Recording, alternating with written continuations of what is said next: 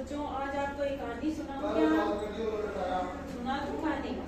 अच्छी लगती है क्या आपको कहानी? सभी को अच्छी लगती है? अच्छा, तो आज हम सुनेंगे मूर्ख गधे की कहानी। किसकी? मूर्ख गधे की कहानी। तो एक व्यापारी था और एक गधा था। क्या था? एक व्यापारी था और एक गधा था। तो व्यापारी है वो नमक का व्यापार करता था। क्या करता था? नमक का व्यापार। तो वो उस गधे की पीठ पर नमक है वो बोरी के अंदर डालकर और लेकर के जाता था बेचने के लिए। क्या करने के लिए जाता था?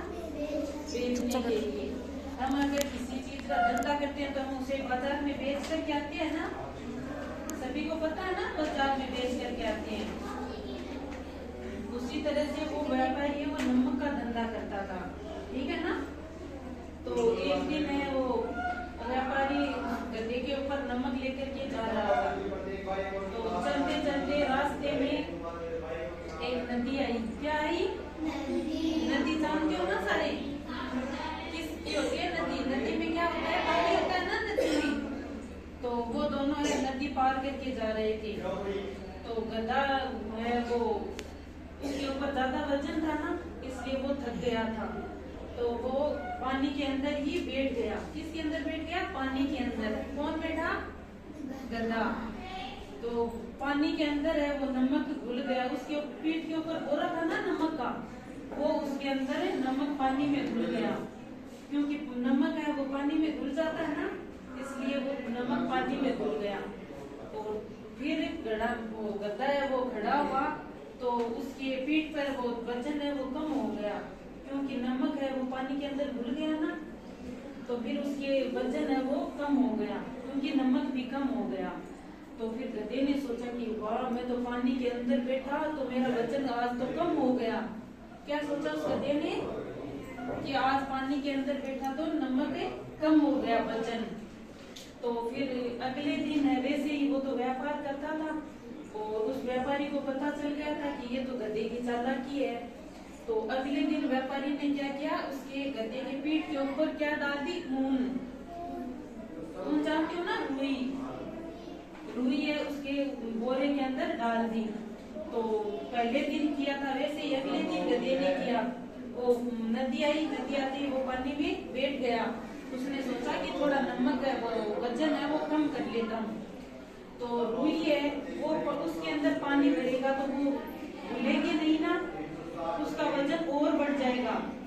जो कपड़ा है इसे हम गीला करेंगे तो इसका वजन बढ़ेगा ना, बढ़ जाता है ना वजन कपड़े का। उसी तरह से रुई का भी वजन बढ़ गया। तो फिर गधा पानी के अंदर बैठ गया और फिर खड़ा हुआ ना तो उसको बहुत ज्यादा वजन लगने लगा। तो गधे ने सोचा आज तो बहुत ही ज्यादा वजन हो गया।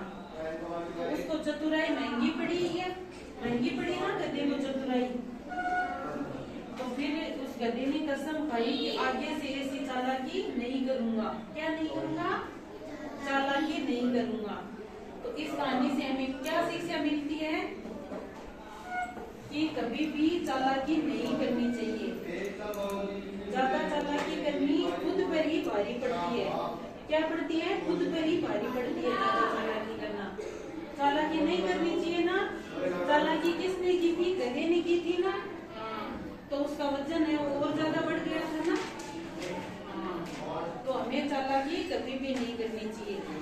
अभी आप खड़े हो, आप ये बताओ कि गधे के पीठ के ऊपर क्या डाल के लेके जा रहा था व्यापारी? नमक लेकर के जा रहा था। फिर अगले दिन रुई। आप खड़े हो अभी, आप ये बताओ कि नमक लेकर के नमक का बोरा किसकी पीठ पर था? गधे की पीठ पर था ना। तो चालाकी किसने की थी? गधे ने की थी ना। चालाकी करनी बुरी बात है ना। कभी भी हमें बैठ जाओ, कभी भी हमें ज्यादा चालाकी नहीं करनी चाहिए। फिर उस घटना के बाद गधे ने कसम खा ली थी कि मैं आगे से इतनी चालाकी चतुराई नहीं करूंगा। ठीक है ना।